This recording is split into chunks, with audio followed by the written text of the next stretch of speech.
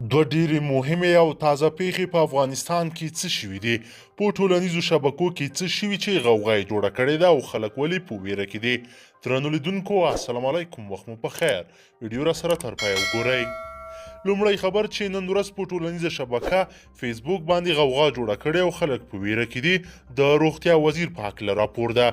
د عامې روغتیا وزارت ویان وحید الله مایر پر کورونا وایرس باندې د ښاغلي فیروزالدین فیروز د اخته کېدو خبر تایید کړی او زیاتوي چې د نوموړي روغتیایي حالت د اندېښنې وړ ده.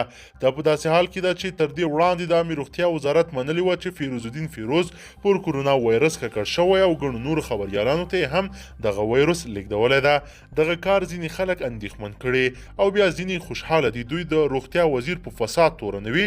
دوی وایي چې د خلکو حق یې خوړلی نو دوی به خود په دغه عذاب ککړ کیږي. کورونا کابو 2 میاشتې وړاندې افغانستان ته د ایران پولو راواوښت او په هرات کې په لومړي ځل لسګونه کسان ونیول چې د یوې میاشتې په تېرېدو سره د هېواد ګوټ ګوټ ته ورسېد.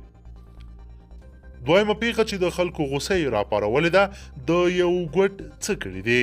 تخار ولایتي مسؤلین وایي چې یو کس د کورني تاوتریخوالي له امله خپله میرمن په ډز وژلې. پیښه نن سهار د تخار ولایت په رستاق ولسوالۍ کې شوې ده. وژونکی په دوه پښو معیوب ده او د کورني تاوتریخوالي په پایله کې خپله میرمن په چره لرونکي یا ښکاري ټوپک وژلې. پولیس وژونکی قاتل نیولی ده. وژل شوې میرمن 40 کلنه وه او د 2 لورګانو او 2 زامنو مور وه. پولیس وایي چې تورن کس په لومړیو پوښتنو ګروېږنو کې په خپل کړي عمل اعتراف کړی او ویلي دي چې دا هر څه د کورني تاوتریخوالي په پایله کې شوي دي. د یادونې ده چې د هېواد په شمال لویدیځ ولایتونو کې د کورني تاوتریخوالي پیښې ډېرې دي، خو اوس مهال چې قرنطین او روژه ده د دغه پیښو ګراف لوړ شوی ده. درنو لیدونکو تاسو د دغه دوو پیښو په هکله که کوم نظر لرئ نو حتما یې له موږ سره په کمنټ کې پرېږدئ.